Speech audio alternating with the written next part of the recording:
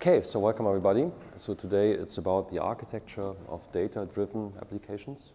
So I opened my browser this morning and I felt like I had to change the slides a bit because the technical things we're discussing here has also political ramifications, quite important political ramifications, but you will see. So what is that with the architecture of a data-driven application? So again, we're in part 1, difficulty level 1. I will show you a couple of slides today about the core ideas of data-driven applications.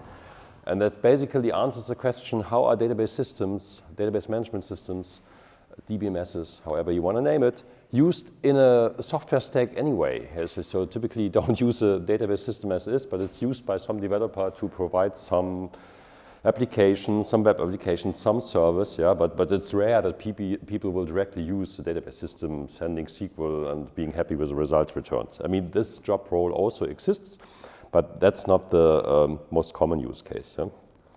And yeah, this slide set was inspired by events that happened 4 years ago. Yeah? So 4 years ago there was Corona lockdown, I don't remember which one, I think it was the second or something like that, and we all had to sit back home, and I have teenage kids, and my kids had to use teaching platforms in Saarland. And those platforms basically didn't work for the various issues with those platforms. And the issues have to do with a problem that's called elasticity, and that is what today's lecture will be about. So what is elasticity? What does it have to do with those teaching platforms? So there were a couple of news back then, sorry that's in German, but basically the students the kids went into lockdown.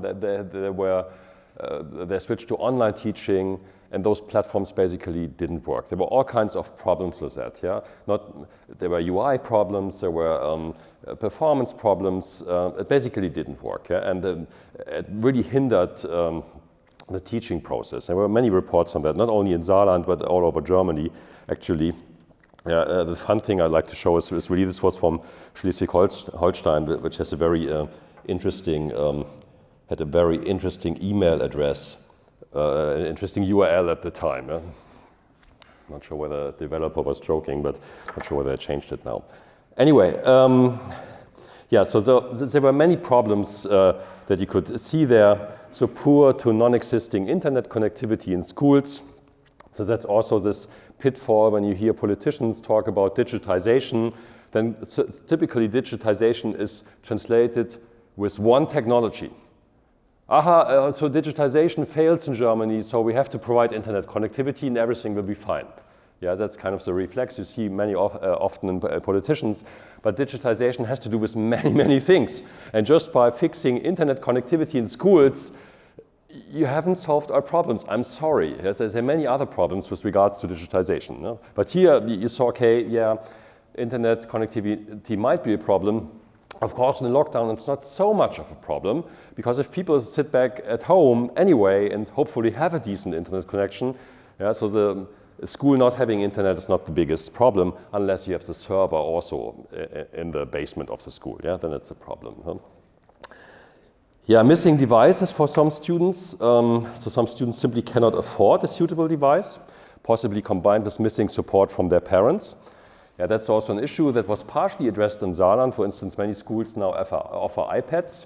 There were big programs in schools to give iPads to students. However, there was no money close to zero money reserved to provide support for those iPads. Yeah, the assumption was that the teachers have to do the support, or the students can do it anyway, which leads to the fact that many of those devices don't work. They're out of service, students have problems with that, can't work with it. Yeah, and there are these educational issues that some teachers are unwilling, unfit, or unable to use the technology. Okay, if you studied computer science and are proficient in these IT things anyway, then it's good, but there are many people out there that are not proficient using these tools, and that's a problem. All of a sudden, teachers now have to use those tools and teach a bunch of students who are super proficient in using these things. Yeah? So that was a problem. And of course, what adds to that is, in Germany in particular, is a serious decades-long underfinancing of German public schools, teachers, buildings, and IT. We have the same problems with hospitals, there's a long history of underfinancing. Yeah, and then all of that was combined. Then there was a pandemic, so how can anyone seriously expect that all of a sudden these things work out? They have been neglected for decades. So the expectancy was, okay, now we easily switch to online. No, it doesn't work. I mean, there's so many things that went wrong, so how would that even work? Yeah. Yeah, there are more things to that. There on the political side, a missing will to change that on the political side. So one could argue that, well, after the lockdown, we saw the problems already. Why not fix it to be prepared for the next lockdown? Didn't happen. It did only partially happen, but not really. Yeah? Still, these teaching platforms had the same problems as before. And a very peculiar thing we have in Germany is what's called federalism. So basically, Germany consists of different states, and each state has have different laws, have different say on what to do in their schools. Yeah? So if you are in a different state, you have a different school system, basically. Yeah?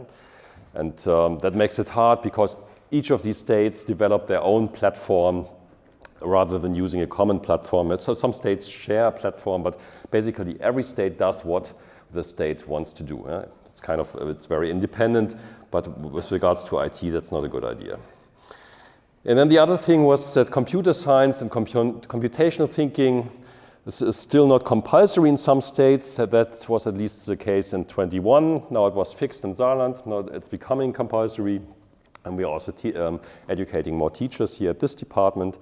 And let's hope for the best, that it moves into the role of what physics used to be. Yeah? So now you all have to learn physics and chemistry and math, so why don't you have to learn computer science? Computer science is so much more important these days than physics and chemistry. But yeah, this was decided 150 years ago. It's hard to change in our school system.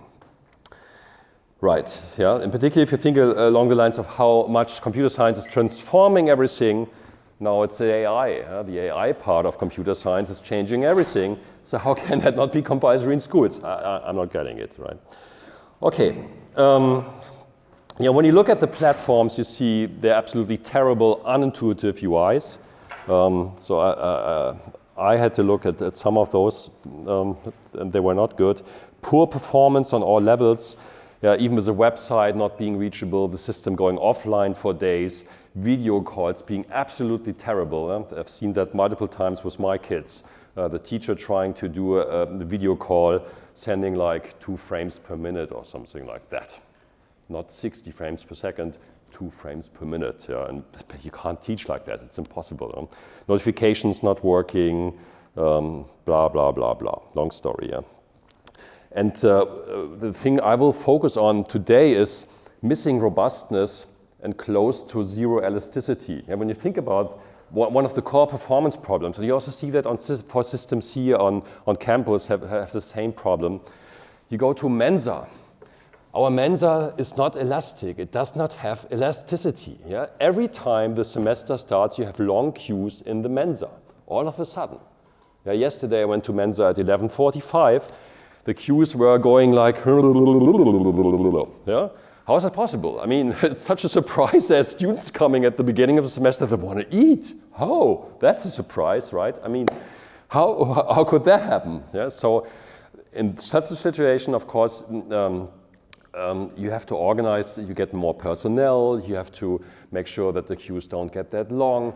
In other words, you have to allocate more resources to process the students, to serve meals to those students. Yeah, that's what elasticity is about. And the same happened in those teaching platforms, or did not happen enough, is, yeah, maybe the teaching platform was used once in a while before the lockdown happened.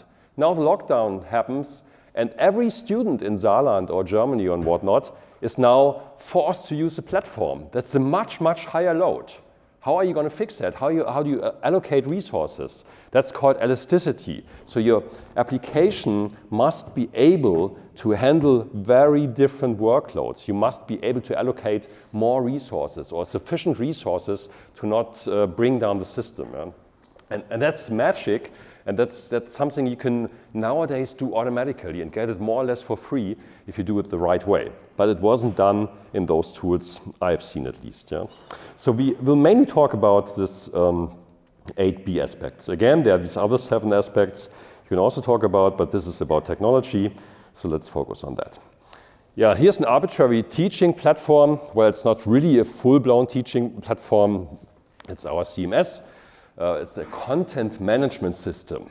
Yeah, so the difference being, so the content management system is to manage content, surprise, surprise. So you can upload stuff, you can manage users, you can upload grades, exams, assignments, and stuff like that. The teaching platforms in schools were a bit more. They had similar features, but also chatting, forum notifications, video, and whatnot. Yeah? All kinds of things you might want to use to teach online. Yeah? So this is not made to teach, our teaching platform is not made to teach online. It's made to provide content for the lectures that either happen online or in class, like this one. Right? Yeah, and this is when you look at it from the side. Actually, so whenever you look at such a platform, you just see the outside hull, so to say, yeah, the front. Yeah, it's basically, yeah, when you look at the machine, at this laptop, you see only the outside, but I don't see all the stuff and bells and whistles that's inside. I can't see that. And the same happens for software. So you typically only see the UI, the user interface, but underneath, there's tons of layers. So there is a bunch of stuff we will go through in a moment here. There's an actual application, there's a database system, there's an operating system, blah, blah, blah, blah. Many what we call layers in a software stack. And here's another visualization, and this is not saying it's always like that. Yeah, we will go to that in a moment as well. But those are the principal things you often see in these architectures. So for instance, so if this is the user here, boom. So there's the actual application, meaning that is the actual application code. Maybe some Python code, maybe some Rust, JavaScript, whatever code that provides the application logic. Yeah? You enroll for a course, certain functions have to be called, stuff like that. That's not UI, that's not visualizing something on the UI, that's functionality that's being executed. There's a database management system, of course, that organizes structured data. Then there's typically an operating system. Yeah? Can be here Mac OS, like on that laptop. There's a physical machine or server typically. Yeah, that's the metal here, the bare metal. And then all of that is placed in a data center. Typically, some room that has all of these racks with servers.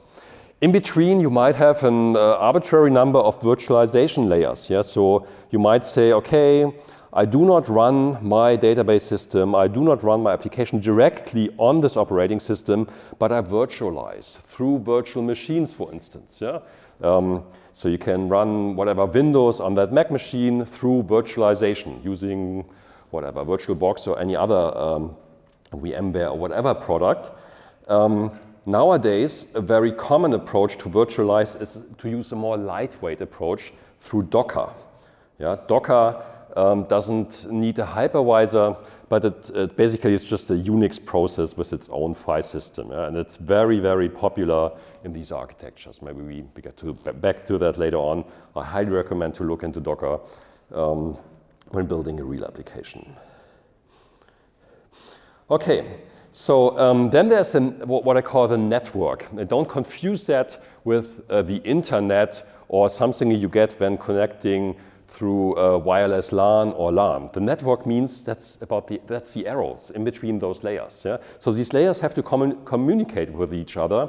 And the idea in such an idealized stack is always a layer calls down.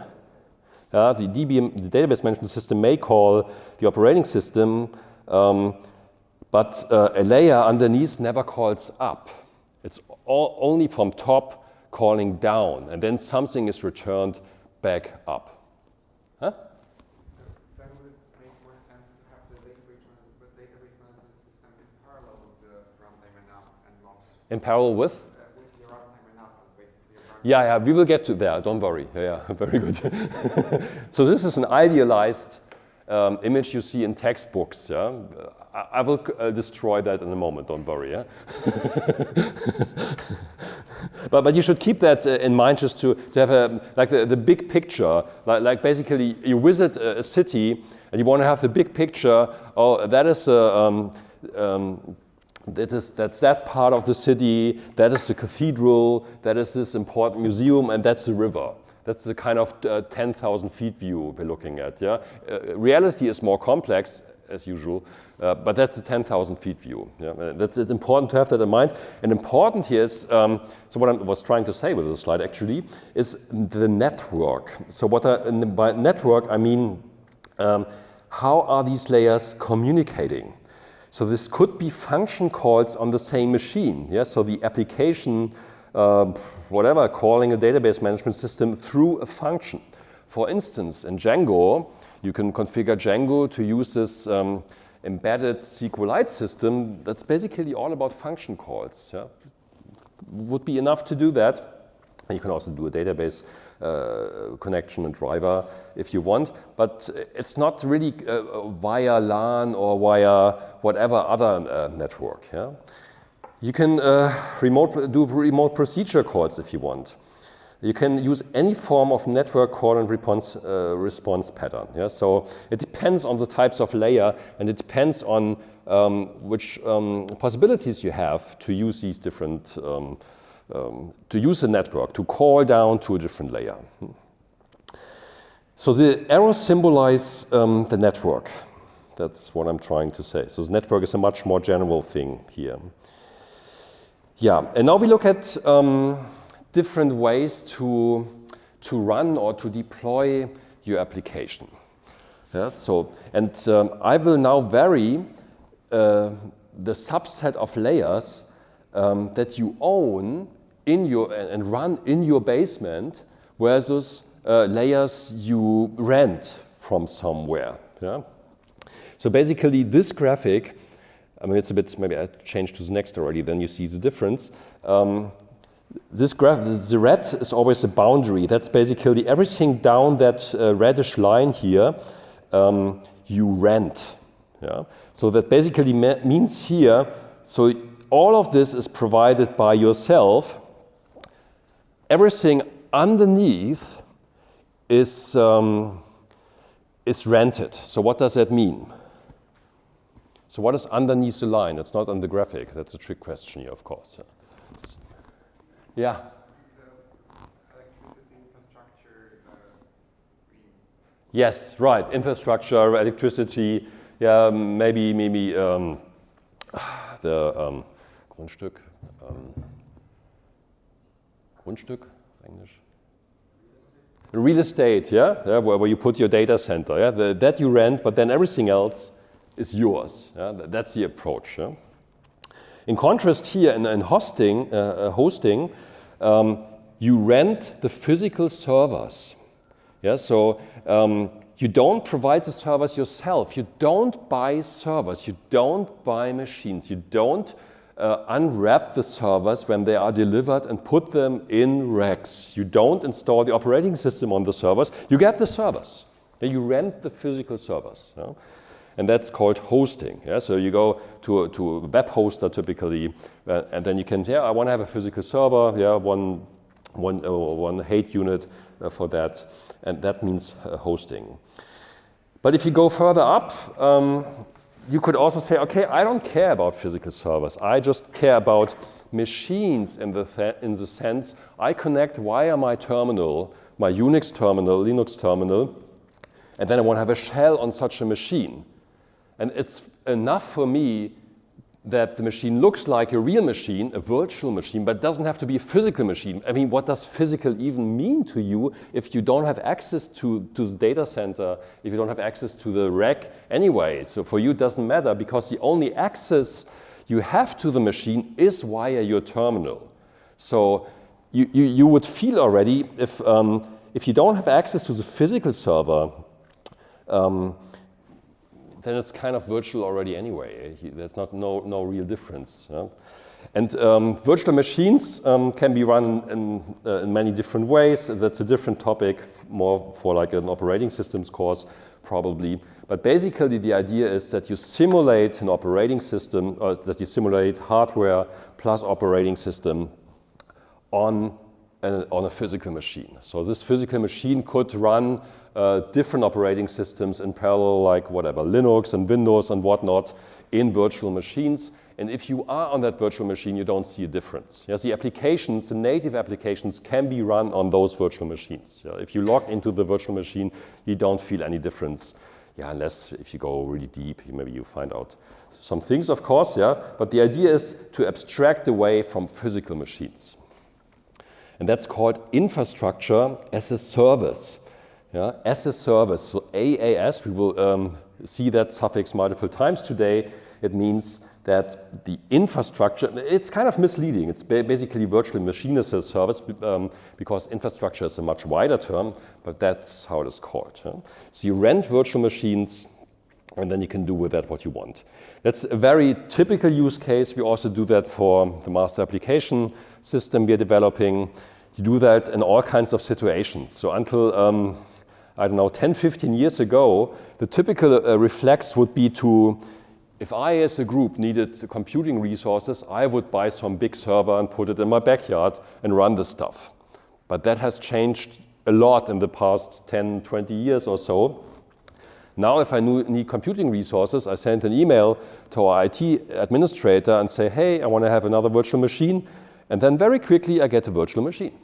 So I don't have to wait, I don't have to get the budget, I don't have to wait months and months for the stuff to be delivered, get offers, counter offers, tra-la-la-la-la, get it delivered, install it, find a place where to install it, get the cooling right, connect it, spend tons of work on installing the stuff to find out that it doesn't work, and I have to send it back because I delivered crap, yeah, and I have to send another, and so forth. Yeah.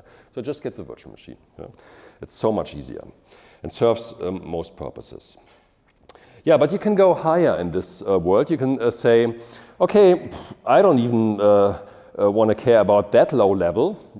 I actually also want to rent the runtime, the database system, the operating system, all of that. So this means this is called platform as a service. Again, it's a bit unlucky to call it platform because platform, again, is very vaguely defined, can mean many things. But in AAS, it means it's on a higher level. It's not just virtual machines, it's a higher level service you're providing. Yeah? And that you can rent. Yeah? So you rent the database server, the runtime, or virtual servers, including the operating system. And if you go higher, you could say, okay, I rent the application. This is called software as a service. And I think you're using it every day. Yeah? Basically, whenever you pay for a software that somehow has a back end, yeah, so that somewhere has some of these layers on the internet, then you're in the software as a service game. Yeah? Yeah? The typical thing is for software, often you install it on your machine on premise. Yeah? That's on premise if I install it on the laptop. But you use many software products that are backed by servers on the net, and that's basically software as a service. Yeah? So you have these different layers in AAS. Okay, and here's an analogy I really like because that's pizza as a service. And so the blue stuff means you do all of that. The blue stuff you do, and the green stuff is what the vendor manages. Yeah? So you manage and do the blue stuff, and the green stuff is what the vendor manages. So if you do the pizza at home, you do all of it. Yeah, you have to provide the dining table, soda, electric, gas. That's another service you could rent out. You don't have to produce the gas yourself, of course. Oven, fire, tra-la-la-la-la-la-la, down to the cheese. Yeah? And now you can delegate more and more to an external vendor, aka a pizza delivery service, for instance, or a take and bake approach, yeah? Where you have all of that already prepared, but you still have to do all of this. Or here, the pizza is being delivered, prepared perfectly. You just unwrap it, put it on your dining table, get some extra soda, and you're good to go. Yeah, that's basically a platform as a service. And software as a service is you dine out. Yeah? You go to some restaurant and yeah, order a pizza, the pizza is delivered, the dining table is there, the soda is there, you don't have to do anything rather than order and eat. Yeah? And that's the analogy for pizza. Yeah, is that clear? More or less, yeah, okay. Good. Yeah, and then a couple of advantages and disadvantages of these approaches. There's no free lunch, as usual in IT and computer science. So for the green rented part, there's no need to manage software updates, security updates, hardware procurement, maintenance and repair, data centers, including cooling, administrators, and other stuff. Yeah, when you think about the burden, the things you have to do to keep a server running, that's a lot. It's a lot of stuff. And the previously, 10, 20 years ago, it was more about, yeah, is it running, is it working, everything fine? But that has shifted a lot towards, is it secure? That is the killer these days. Can you secure your machine? Can you make sure that no data gets lost, that you don't violate any data privacy regulations? And that's a tough thing, because for that, only for that, or only for this simple task, you already need a security expert to manage that, because there's so many pitfalls you can run into. So there's a lot of stuff you have to do. But if you use as a service for certain layers, you don't have to do this stuff anymore for those services. That's great. You don't have to pay for that. Yeah? You pay for those services, of course, but you don't have to hire people. You don't have to rent data centers and stuff like that. Yeah? What's super interesting in these architectures is also that you can quickly launch new services and servers. Yeah, there's a saying that nowadays a 14-year-old can deploy globally a service that does the same thing as Google, more or less. Yeah? So when Google was started, I don't know, 20, 25 years ago or something, or longer ago even, right? When was Google started? It's almost 30 years, I would say. They had to provide servers. Yeah? Those times are over. Yeah? If you have enough money to buy the virtual machines and scale up, you can do that. Yeah? You don't have to, there's no big magic in doing so. Yeah? You can scale up your application very easily. And that also means that you can quickly scale up and down. So ideally, you want to have servers that are fully loaded at all times. So how these things started was basically that Amazon back then had a lot of servers, and they had the problem that most people would order stuff on Amazon close to Christmas. So what do? You have to provision servers that are able to handle the load around Christmas, but then in the remaining 11 months, they're idling around. So what to do with that? That costs tons of money. It's a waste of energy and resources. So ideally, you only have that much computing resources as you need at all times. If your load is constant, that's easy. That's whatever, 42 servers serve your workload perfectly, but that's typically not the case. So the workload may vary dramatically depending on your application. For instance, again, the master application system, we have 2 deadlines currently per year. So around the deadline, many people are working on the system, but in other parts of the year, not so much. Yeah? So this is something you can also easily do with as a service, because you can rent those services on a daily, on an hourly basis or something like that. Yeah? And then you can adjust the number of virtual machines or other services you rent depending on what you actually require, rather than having it in your basement as an extra heating for your building. Yeah, so overall, this as a service approach is maybe more reliable and more secure and much cheaper and more elastic in terms of performance. Yeah, elasticity, again, I did another slide here. So that's a quote I found in that paper. So the degree to which a system is able to adapt to workload changes by provisioning and deprovisioning resources in an autonomic manner, such that at each point in time, the available resources match the current demand as closely as possible. Of course, in theory, you don't need virtualization for that. You could also do that with physical servers if you wanted. Yeah? Or if you go back to our Mensa example, elasticity in the context of Mensa means that the employees at Mensa should be scheduled in a way that the queues are kept short. Yeah? Rather than constant, no, it's always 3 people at lunch number A, no matter what happens. Yeah? So a constant provisioning. Yeah? So the art is really to be elastic, yeah? For these kind of things. Yeah? So you match the demand. And algorithmically, it's interesting then to think about, okay, how do you scale those things automatically? If you're in the business that if you go back to here, so if you rent virtual machines, I had it here, this example, so if you rent your virtual machines, it's still up to you to decide how many virtual machines do you need. Yeah, do you have to get more virtual machines? Can I get rid of some virtual machines? Yeah? So here it's on you to decide how to implement elasticity, how to be elastic in your stack. Yeah? However, the more you go to the right, for instance here on this level, if you have software as a service, well then it's up to the software as a service provider to handle that problem for you. You don't have to worry about that anymore. That's hopefully automatically handled, which is great because you don't have to invest anything in thinking about that. So yeah, so much about elasticity. Yeah, and automatic deployment of more resources. Yeah, that's something you can do in that world basically. Yeah? So as I said before, this can be done in seconds or minutes. You can deploy new virtual machines to get rid of performance peaks and slowdowns and stuff like that. So it's super flexible in doing so. You don't have to provide tons of physical servers in your backyard. Yeah? So it's basically has become state of the art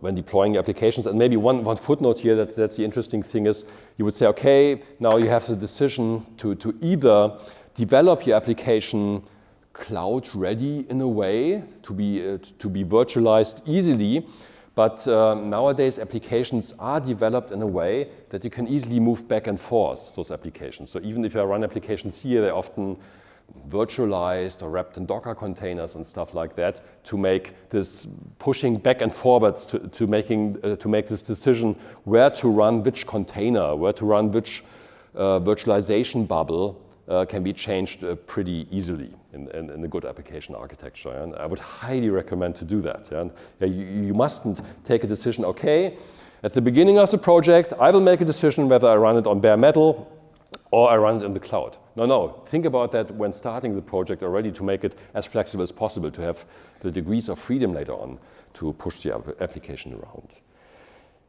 Yeah. There are disadvantages, of course. So potential downtime of services. So as a provider is responsible for operating the services, we have to rely on the provider. Yeah, and there you could choose. You have different providers offer different services. Then you can choose. For instance, there's one storage service by Amazon. It was started by Amazon. It's basically an object storage. It's called S3. But nowadays, S3 is actually an API. It's an interface. So other cloud providers also allow you to store objects using the same interface. And that's super cool because then you can switch easily, assuming that there are no pitfalls in those APIs and they're all implemented in the same way.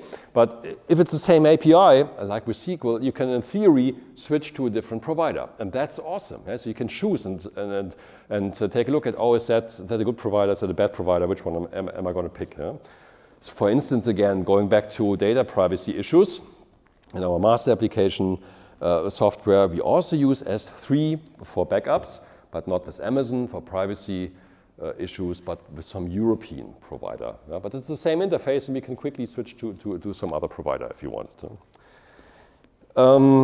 Yeah, and then typically these providers promise you to be like 99.999999999% up. In practice, this has never happened. So there are crashes, even with the big providers. So Amazon has become kind of the cloud operating system of the planet in a way, but there are still frequent crashes. So stuff happens. So with those are humans operating these huge machines, things may fail, and this also happens for these providers, and that happened for Amazon Web Services as well. So Amazon Web Services being, I think it's still the biggest provider. Microsoft and Google have similar services, of course. But then you rely on that. Yeah? So if they fail, the application is down.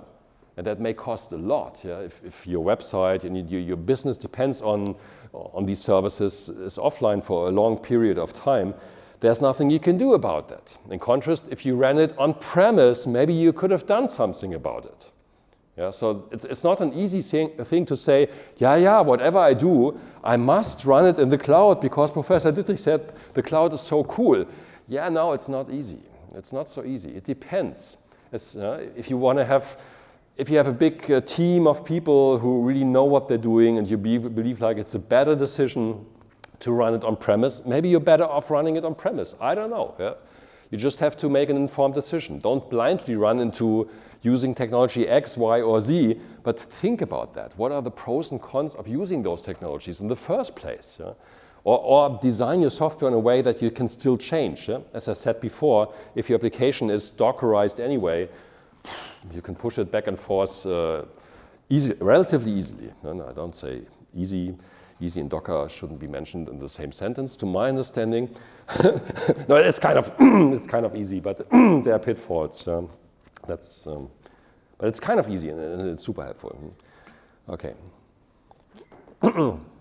Another thing that happened, or that may happen, so if the provider does mistakes, not in the sense of a catastrophic failure that the service goes down, but that the provider doesn't provide what's called performance isolation.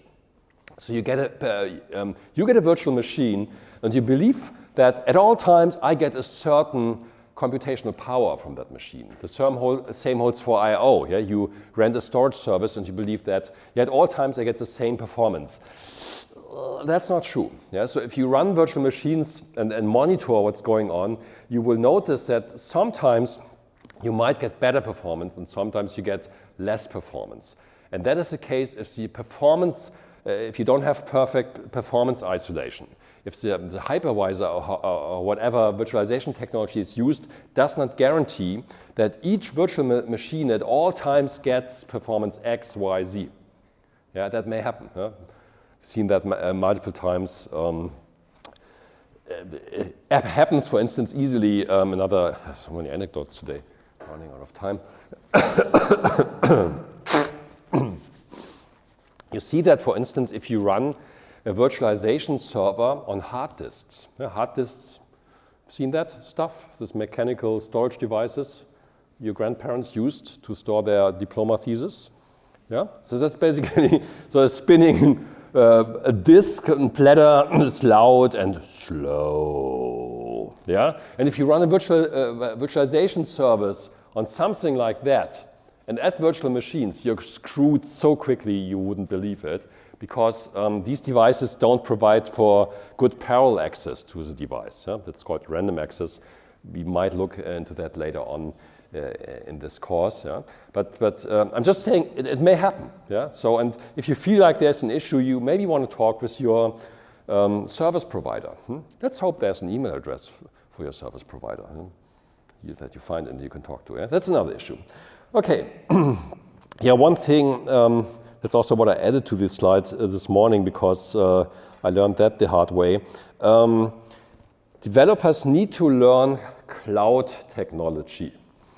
So when I show you these layered graphics, it's easy, you push this stuff around, it's super easy, like programming 5 lines of code in Python. No, this can be really involved and complex. There are tons of libraries, technologies, and orchestration stuff and whatnot. And there's a certain learning curve. Yeah? For instance, if you have these different virtualization containers using Docker, you have to orchestrate those containers. Like a conductor in an orchestra, yeah? There's someone who has to say, okay, you can run now, and now you should up, right? You should, oh, you have to, okay, you reboot, okay, you get the backup from over there, right?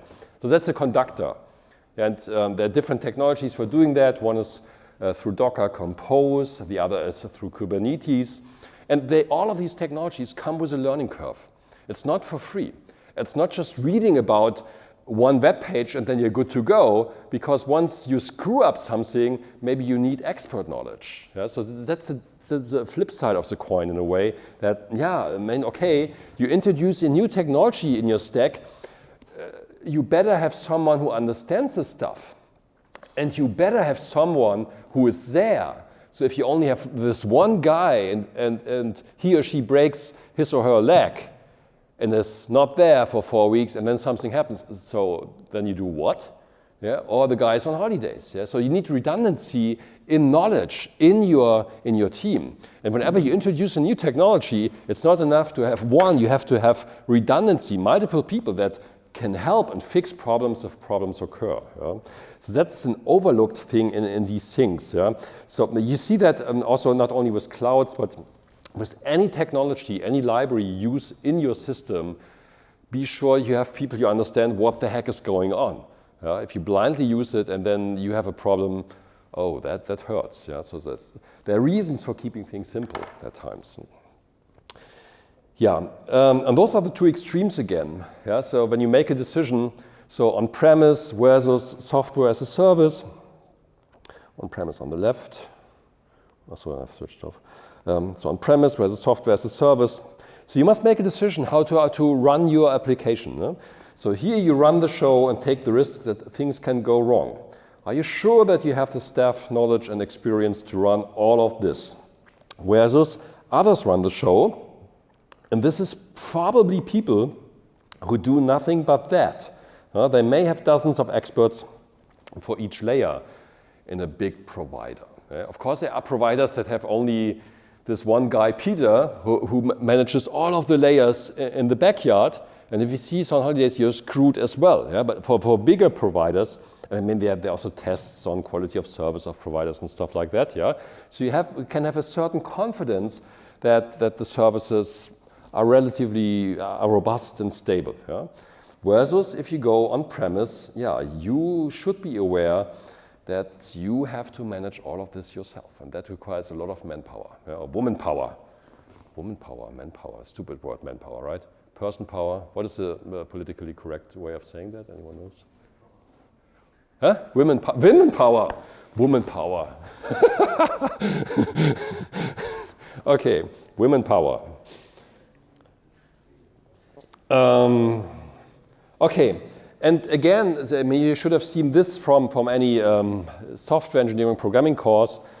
When you have a layer, these layers have contracts. So any layer xi may call on the layer underneath, may call xi minus 1. And at the same time, this xi serves requests from layers above. Yeah, that's a contract in a layered architecture.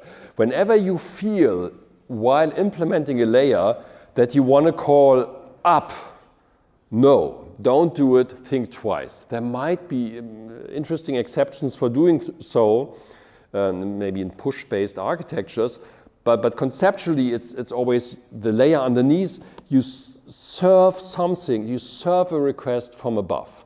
And if you feel like you want to inverse that, you screwed something up in your architecture. Yeah, that's the first thing you should investigate, whether you're doing it right. Yeah?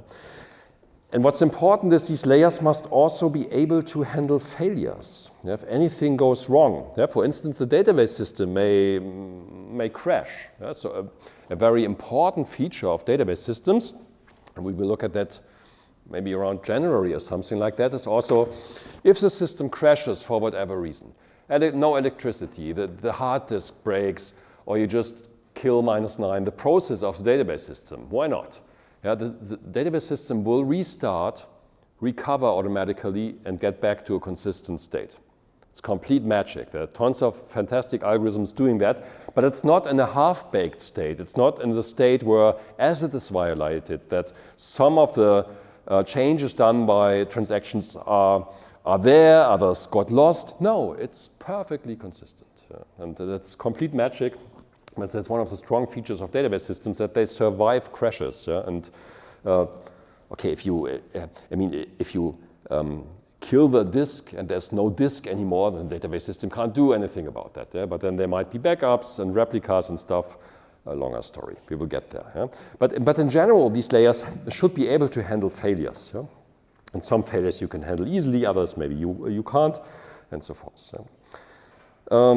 These layers are also called tiers.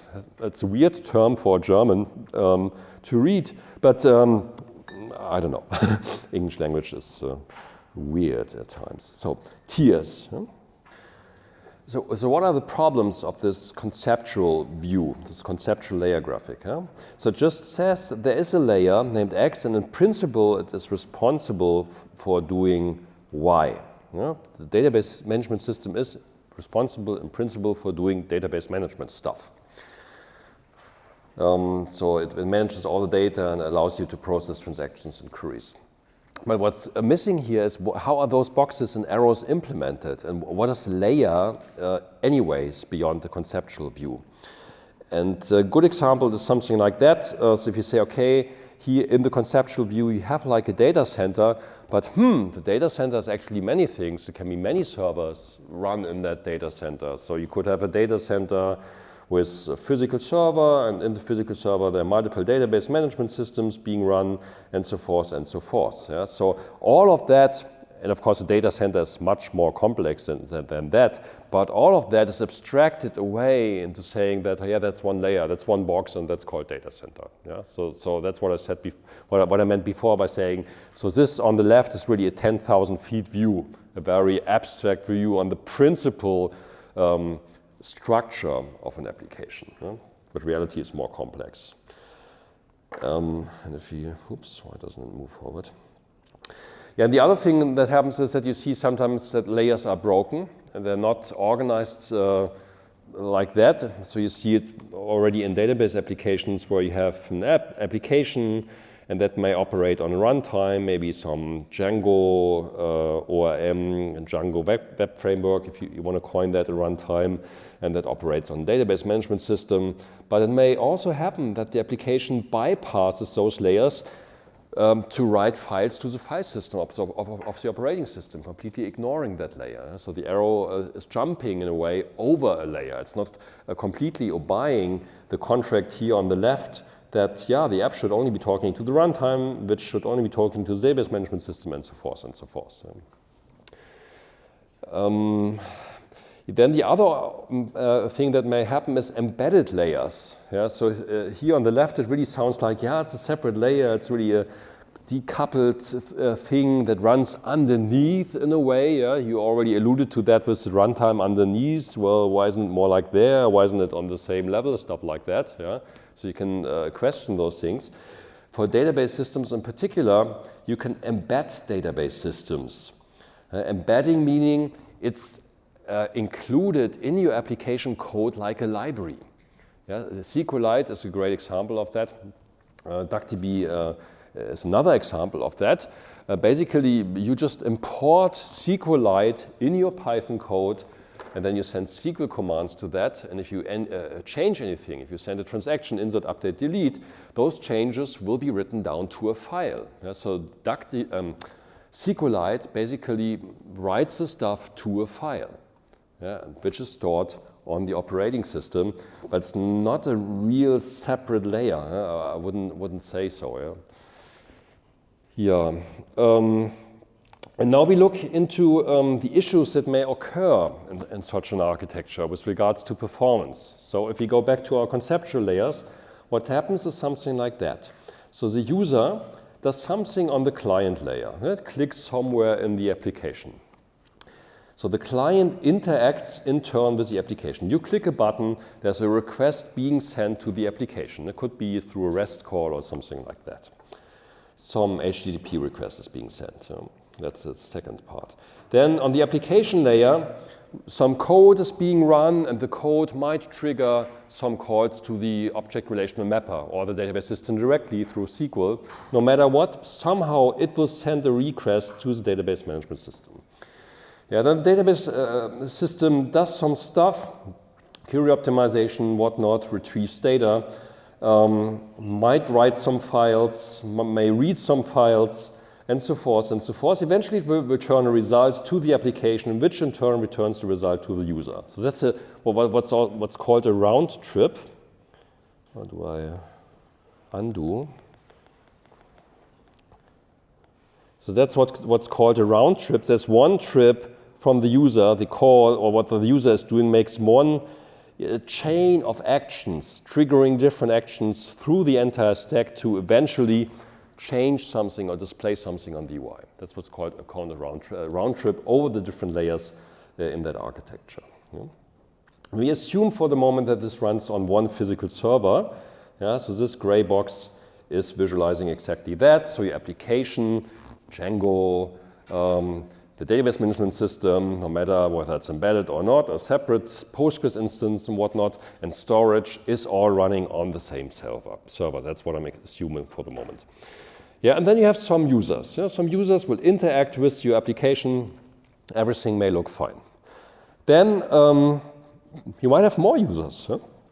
Having many users may lead to congestion on all tiers, layers, and or to interaction congestion. In other words, what you see from the point of view of the user is slow response time, or no response time, or the system being down to not usable. You wait for minutes to click somewhere, and then it takes seconds or minutes for the application to react.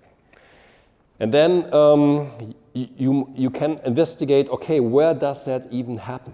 Yeah, where is my bottleneck in that stack? Yeah, because that's now, it's not just one monolithic block of code you have to profile and investigate. Now that the problem may happen in many different places. Yeah? And one part or one point of congestion may be the network. So the data delivery is slowed down or stops completely at any of these arrows. Yeah?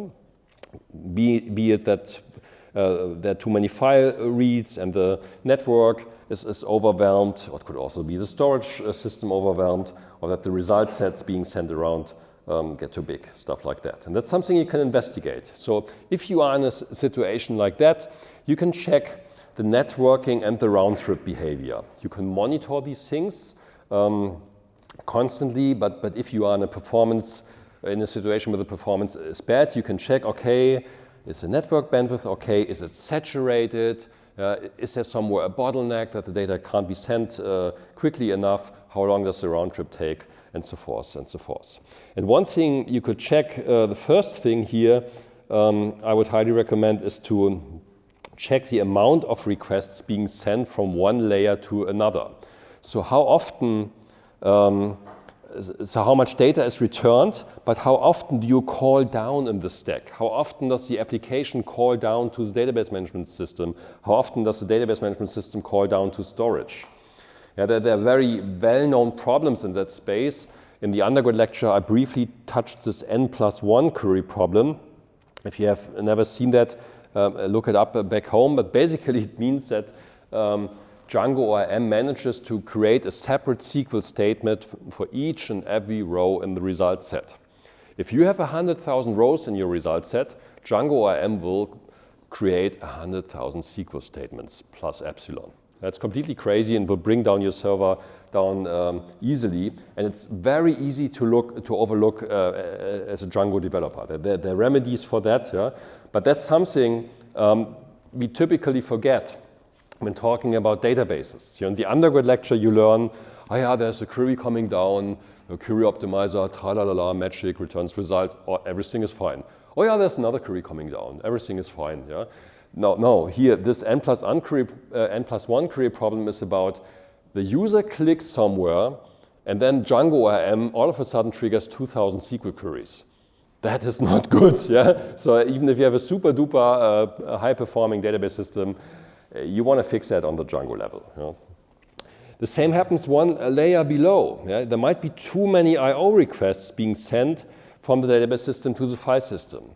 That used to be a bigger problem, again, when there were hard disks being used by database systems. It's a smaller problem if you use SSD or if your storage is main memory, but in principle, it's still there. Yeah? So the number of requests is a problem. Yeah? This is about the number of requests. And down below here, this is about the data being transferred. Yeah? So that's the second thing to consider. Check the size of the data transferred in between layers. How big are the query results being sent from the database system to the Django ORM? So do you use a query that like returns the entire table or super big tables of join results and cross products and stuff like that? That's a lot of data to transfer via the network. Maybe you don't want to do that. Typically, the problem here is that you forget to filter the data in the database. Yeah, if you remember query optimization, rule-based optimization, big data engineering, we had a slide on predicate pushdown that only says if you filter out stuff, do it as early as possible in the database system. Yeah, do it, the first thing you do, yeah, you read the relation, try to filter out stuff as early as possible. Or yeah, if there's an index, use the index, of course, if that's cheaper. Yeah, but filter it out early on and not after the join or very late up in the query plan. Yeah? Do it early. That was the big message here. These bullet points are about making sure that queries are written in a way that the database system even has a chance to do that. Yeah, so a common anti-pattern you see in software engineering is that developers grab tons of data from the database system, and then they do filtering and aggregating and stuff like that in the application server. That's what I call poor man's data processing. Yeah, so you retrieve data like crazy from the database system. Yeah, an example I witnessed when I was a developer back then in the industry a long time ago. I witnessed that live. Yeah? So I had a question about some table. Hey, how should I use this attribute? Tra-la-la-la-la, I want to join them. Yeah, how do I do that? Yeah? And then the architect came in to my machine, and I could see live that the guy was, okay, it's very easy, Jens. You just get all the rows from relation R in your application server. Then you get all the rows from relation S in your application server. Then you combine those joins. Yeah, you use this attribute here, the primary key, and the foreign key there, referring the primary key. Ah, it's a join predicate, right? Yeah, and then basically you sort on those keys, and then you step through those two attributes one by one till you're done combining the data. Yeah. We will learn later on that what he implemented is called a sort, merge, join. Yeah, a join algorithm joining two relations. And you get that for free if you write select star from R, S where join condition. The database system will do something like that. Maybe it will use that sort, merge, join algorithm, maybe a hash join, whatnot. Whatever, it's up to the database system, but it's absolutely stupid to do it in the application server. Yeah, for a zillion reasons. Yeah. So that's what you should avoid, and that's what you should watch out for in analyzing these things. So if you see like a huge result is being transferred, typically an entire relation or a major part of a relation, maybe you check the application code, whether the application developer screwed it up. Yeah. So it's just another example of predicate pushdown. So a missing predicate pushdown in the sense that the database system or the Django ORM query doesn't know about this predicate. The predicate is only applied in the application code. If you don't write it in your query, how can the database help? Yeah, it's impossible. And the same holds again one layer below. It's the same effect here. How big are the data chunks being transferred from the file system up to the database management system? Yeah, so that means can we add more indexes? So rather than the database system reading the entire relation and checking each and every row whether it qualifies, you might have an appropriate index. If you have an appropriate index to answer the query, maybe you read less data from the file system. Yeah, that's another example of applying predicate pushdown. Or can we read the data more selectively? Yeah? So it can really happen in these situations that your bottleneck is none of the stuff on top, but your bottleneck is storage. That happens actually very often in database management scenarios. And in particular, if people start talking about, oh, big data, oh, terabytes, petabytes, yeah, I have to process it. Then you often run into these situations where you read a lot of stuff from SSDs and disks, and then it makes a huge difference how you organize your data on disk. Yeah? Whether you read a terabyte or a gigabyte to process a query, it's kind of a difference. And that will determine the over runtime of your query. Yeah?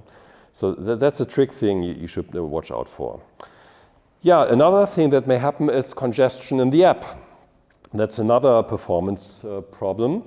You see,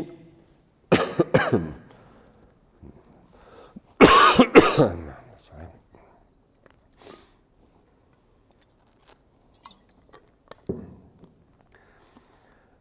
And there is typical software engineering, programming tools that applies using a profiler or memory tools.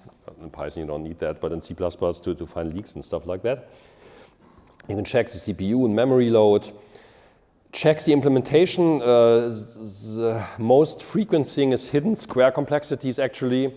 Happens already when you have a for loop calling a function, and the function inside has another loop conditioned by the parameter from the outside loop or something like that. So you have two nested functions distributed over, two nested loops distributed over two different functions, and you typically don't see it in the code. Sometimes people also write nested for loops directly.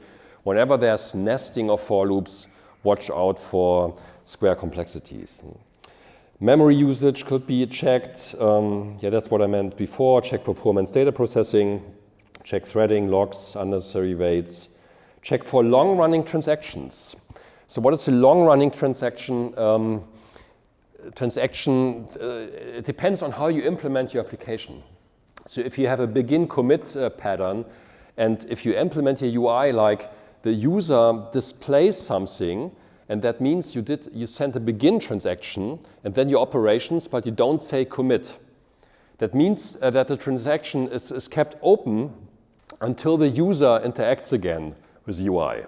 Yeah, if you implement your application that you just open you start the transaction through begin, then you read data, display the data, but you don't say commit, then the transaction is still open. And when the transaction commits, solely depends on the user. Maybe the user grabs a coffee in between and then closes the laptop and never commits the transaction. The transaction is still open. Yeah? And those are typically awkward also with regards to MBCC and handling conflicts and stuff like that. But also for performance things, you may want to watch out for these kind of things, whether they happen. Yeah, and Kiwi, that applies to all of these layers. It's kill it with iron. That's a fixed term in computer science, and it's very unsatisfying from the point of view of a computer scientist or of someone who wants to become a computer scientist like you. That is the idea that rather than worrying about the software or worrying about algorithms, worrying about any content you ever learned in any lecture here, you don't do that, but you fix it by getting better hardware. That's frustrating, isn't it, right? I mean, you don't need the masters in computer science, you just buy new hardware. What do you think about that?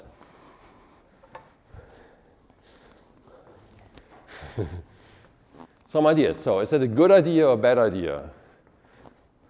Kill it with iron. Iron meaning hardware, or more virtual machines, right? Rather than fixing your square complexity, you kill it with iron. Yeah, someone else maybe? Yeah? It's a bad idea because it's hella expensive. Yeah, it could be very expensive, yeah. Other ideas? Yeah? It doesn't scale. You don't have infinite money unless it's a fraud.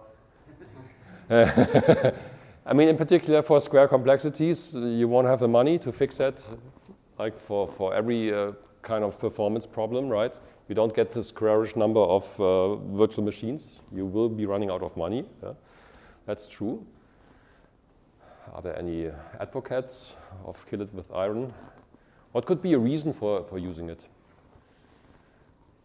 And why is it under the solutions bullet list? You just said don't do it, but I put it under solution. Yeah?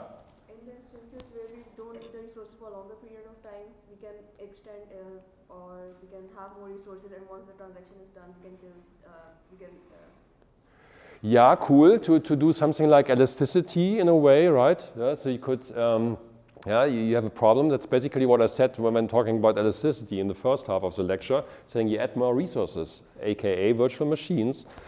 That's kind of killing it with iron temporarily, yeah? That's right, very good. I would say in most cases it's wrong, but still there might be cases in which it might make sense if you, for example, have an application in which you have a more or less fixed load. Like you won't be scaling horizontally because, like, for example, you have a software that will run specifically in a company that will be in-house. And like reducing the computational complexity would require a huge redesign and rewrite of a large chunk of the application. It might be still like financially better decision to basically just scale up. Yeah, I think you're going in the right direction. There are multiple ingredients that you should factor in making a decision here. Yeah, of course. I mean, we should all be clear. You won't fix bad complexities in your software with that. That's not going to happen. Yeah? But often you have situations where it's not so much the complexity, but the constants. It's all about linear complexity or even constant complexity, but the constants, which are not in the O notation, are so big that they're bringing down your performance. Yeah? Let's think about along the lines of such a scenario. Actually, the n+1 problem is kind of in that space. If you say, it's linear, right? It's linear in the number of results in the SQL output. Yeah? So it's linear complexity, but each row triggering a separate SQL statement with whatever the complexity again. Okay, then you have to go into that one. Let's assume it's constant. It's not, of course. But it's linear from the point of view of the number of queries being sent. Yeah? But still, it will bring down your application like crazy. Yeah? But again, in a software design, you have to make a decision what to do. Yeah? So basically, the architect or manager of the software could say, okay, you two developers, you work on fixing that. Or you could say, okay, I get another virtual machine. And there are costs associated with that. Yeah, and a hidden cost in software engineering is, if you try to fix something, it's likely you also break something on the way. That happens way too often. Yeah, so it may be a very easy choice if you have the opportunity to just solve it by hardware without any extra development costs. Yeah, then do that. Please do that. It's the first thing you can try out. And if that doesn't fix it, or it's not something sustainable where you feel like it's not really fixing it, and let's look at it a bit deeper, then let's change the software and improve it. That's a more like down-to-earth attitude I would recommend here. Yeah? I'm also not happy with solving problems with that, because I want to do algorithms and software. But from a risk point of view, this can be much better. Yeah? Because if you don't change your code, okay, you don't introduce new bugs. Yeah? That's the underlying thing here. Yeah? So that was the app. And we will see that for all layers. You can use Kiwi on all layers. Now we look at the database management system. There we go. So what happens if you have congestion in the database management system? Well, you can check query plans. Yeah? We touched upon that briefly in the undergrad lecture. But when you remember query optimization, the SQL is translated to a query plan, and you can display those plans. Yeah? Basically, in most systems, you just say explain, plan, and then select star whatever your query is, and then you get as output what the database system believes is a great plan to execute the stuff. Yeah? And sometimes these plans are crap. Sometimes these plans hint to, oh, maybe I should create index on attribute y, and then the plans get better, something like that. That you can systematically use that to debug the performance of queries. You should check the database's default parameters. So many systems come with very weird default parameters. Postgres is a prime example, which comes with a very small buffer size, which is super weird. But if it's legacy, you should check these things and set them correctly. You should create suitable indexes. That's also a common problem. Every time I enter the campus with our barrier, with a car, there's a barrier, you have to show your card, and it takes like 3 seconds to open the barrier. And I always think, yeah, that's a full table scan, right? You're not using an index. It should be an index. I always wanted to check back with a vendor, but it feels like that. Double check isolation levels. We had that game in the undergrad lecture. You can screw up correctness of your system. Yeah, one thing we also mentioned already, garbage collection. So this is something you can configure in database systems. So garbage collection, that's garbage in MVCC is versions no one uses anymore. No transaction is reading those versions anymore. Yeah? It's still hanging around in our store. Why do we keep it in the store? No one is using it. So let's get out the trash. Let's remove the garbage, and that's called garbage collection, or in Postgres, for instance, it's called vacuum. And you should do that. Otherwise, you have all these old versions hanging around, blocking or polluting query processing. Yeah, and there's a database lock. That's a separate lecture. We will be talking about that one. But something to keep in mind that is physical design advisory tools. So what happened here? Okay. So those are tools that help you make informed decisions on which indexes to use, how much hardware to allocate to database systems, stuff like that. It's a more advanced topic. Just for you to keep in mind, for some, in particular, more expensive database systems, you have these tools, and they can be super helpful. And if in doubt, you need to get a database consultant, a good one, a really good one, if you have problems on that level. Yeah, then what about storage? You could have congestion on storage. Again, the Kiwi principle is the first thing to do on storage. Yeah, first a question to ask is there any spinning disks, aka hard disks? Get rid of the stuff, get SSDs. Problem solved in 95% of the cases. Because SSDs have completely different performance characteristics, factor 100, 1,000, 10,000 faster random I/O than a hard disk, depending on those configurations you're using, of course, but it's a different planet. RAID is a mechanism that's very popular in those architectures to provide redundancy. We will look at that later on in this lecture, and then we can revisit it here. You add more SSDs, of course, add more resources. You profile the I/O behavior. So that's similar to what I said before. Is there many requests being sent down? Do they all read randomly somewhere from the SSD?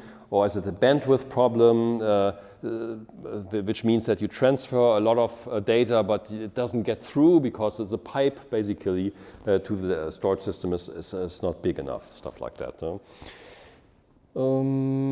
Yeah, and all of these things we will revisit later on, actually, skip it here for the moment.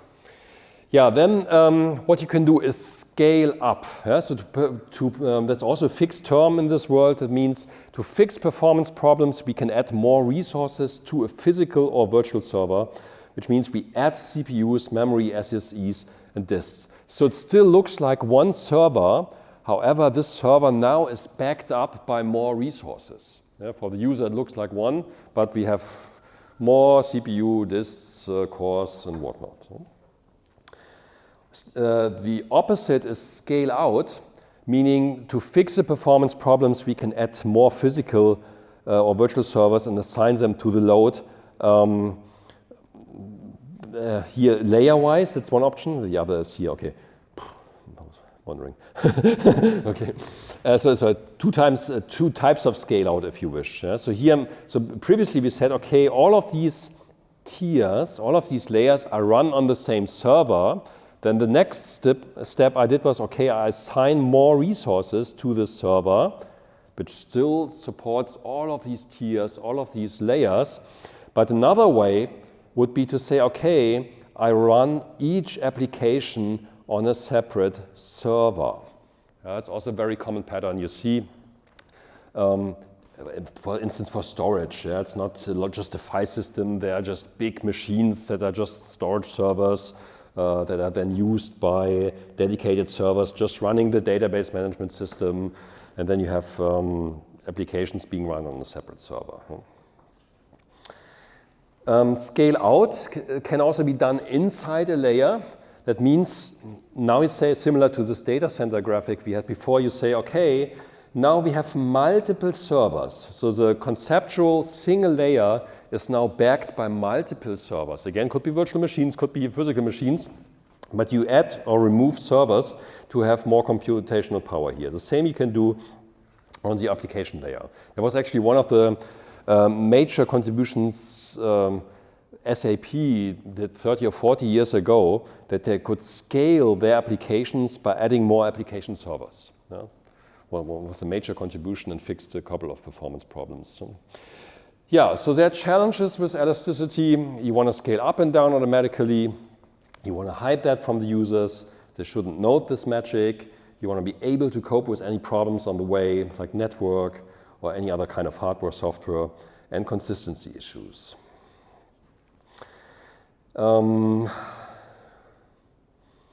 Yeah, and the implications, if we go back to this graphic again, are, so here it's you configure, add and remove your own servers. Yeah? So now we look at this graphic just thinking about elasticity. Who is providing elasticity in such a stack? Yeah? So here on the left you see, okay, you do all of that. You configure, add and remove your own servers. You configure, add and remove rental servers, but it's about adding and removing servers yourself. It's the same here. You configure, add and remove virtual servers. Here you configure a runtime. So here elasticity is hopefully solved by the service provider. And here's the same. Here you just configure the app, but everything underneath is done. So you don't have to worry about that. Again, that's a decision you have to take. Who is implementing elasticity in your software? So the more you go to the left, the more it's about manually scaling, providing manual elasticity. The more you go to the right, it's automatic scaling of your application. No? And it's up to you to make a decision, what do you want to have. No? If possible, of course, you want to have automatic scaling. If you want to be able to scale automatically without coding that yourself, that's an option. No? I still have time, good.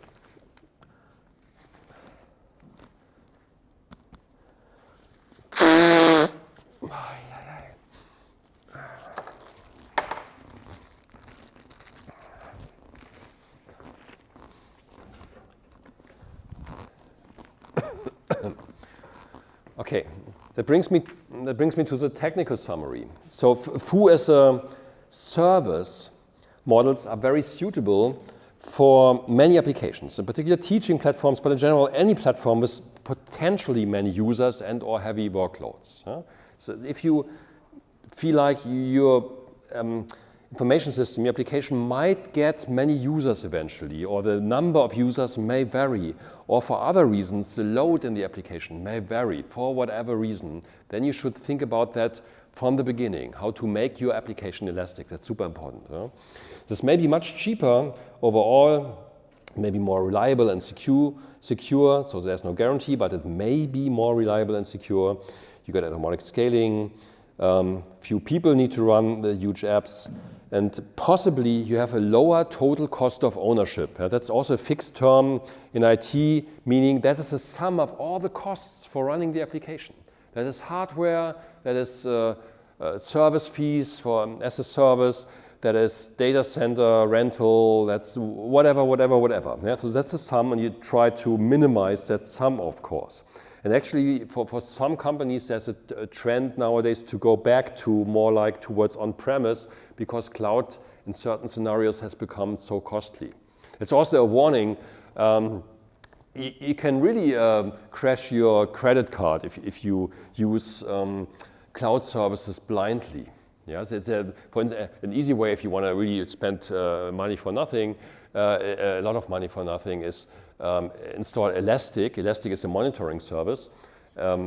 Put it on the cloud and collect all kinds of log records, and then wait for the monthly bill. Good luck. Yeah. So they have to be really careful and monitor the costs of these services, because there may be unpleasant surprises. Yeah, disadvantages are privacy concerns, political concerns, For instance, if using non-European platforms like AWS, Azure, or Google Cloud. Yeah? And technically, we just scratched the surface of what's possible with these architectures. So it's actually a cool thing to play with, and it gives you so many more options to handle performance problems. But there's also a political summary, and I think that's super important.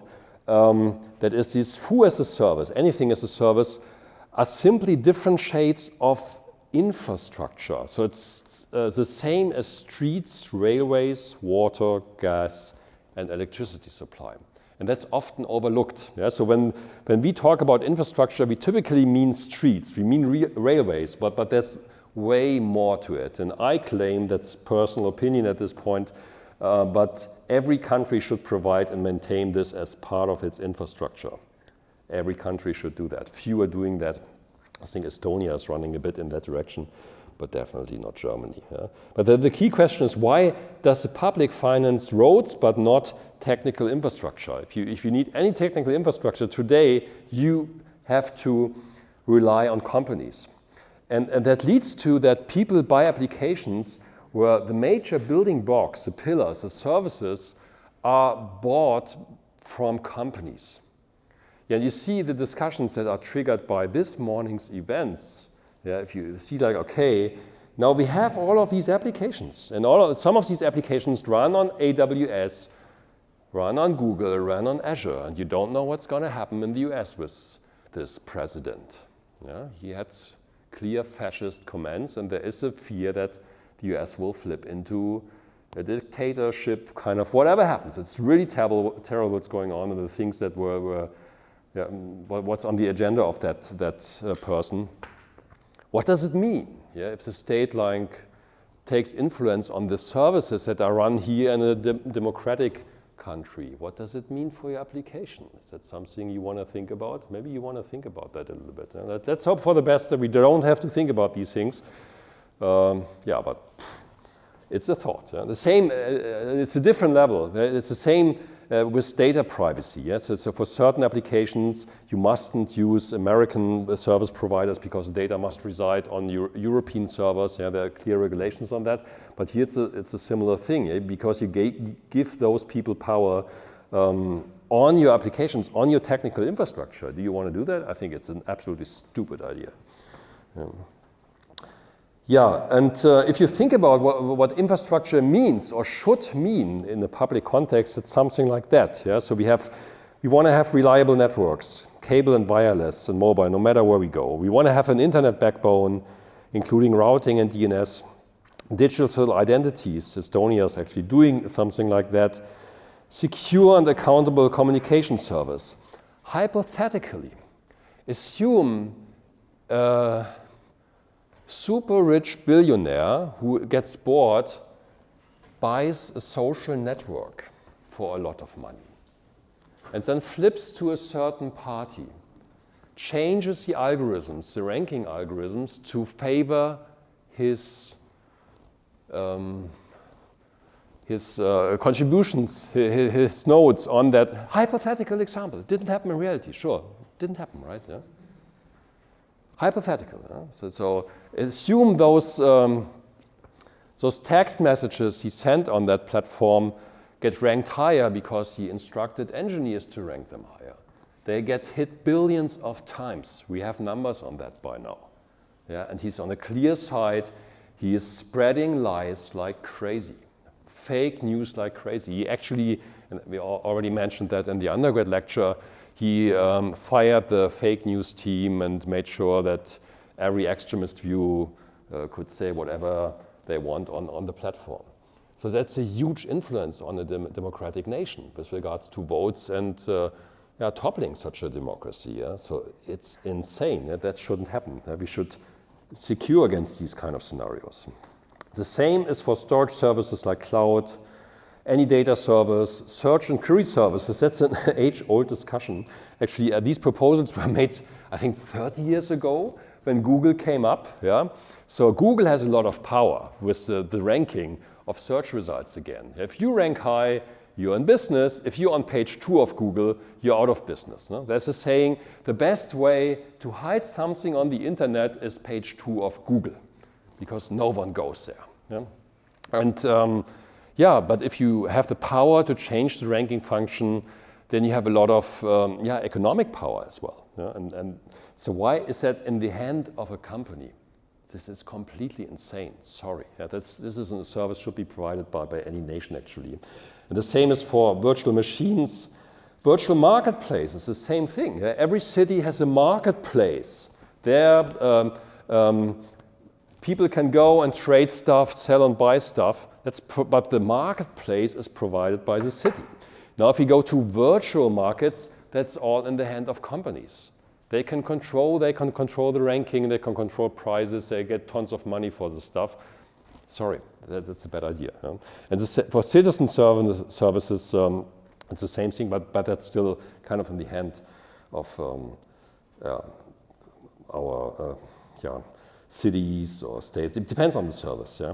So basically, if you look at that, those are the services currently provided by the federal government and the Saarland, and the same holds for other states in Germany as well.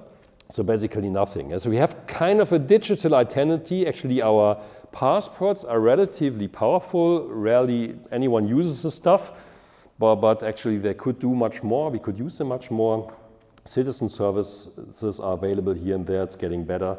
But most of that is not available or in the hand of companies. It also holds for the entire internet backbone. That's in the hand of big ISP providers. Yeah, and here this is something that was in the news recently in the German newspaper. Translates to, without a working infrastructure, there cannot be any productive economy. Yeah? And again, infrastructure is also all these layers, all these as a service layers I explained in that lecture. That should be part of something the state provides. Maybe with the help of companies. I'm fine with that, that's okay. Yeah? But it shouldn't be in the hands of a few global companies. Okay, so the main usages we have seen today, the main use cases of a DBMS and a software stack are on-premise. The DBMS runs on a dedicated server in your data center. In the cloud, whatever that means, the DBMS runs on a server in the cloud and is used as a service somehow, depending on which infrastructure as a service, performance as a service, and so forth. There are different levels to that, but basically the database system runs in the cloud somehow. Or embedded, and that's another use case, and this may happen in the cloud or may happen on-premise. That's kind of orthogonal. This just means that the layers blend into one another. So the database system is used as a library as a library in the application layer. And that happens as well. Okay, so I don't think we have time for that anymore to jump into that one. So next Friday we look a little bit into the code, and the plan will be we now approach the interfaces of a database management system from outside. So what are the interfaces a user of a database management system sees? We will go through them and question them wherever possible, and then we go into the database system in the lecture afterwards to look at the internal interfaces. That's it for today. Have a good week. See you on Friday.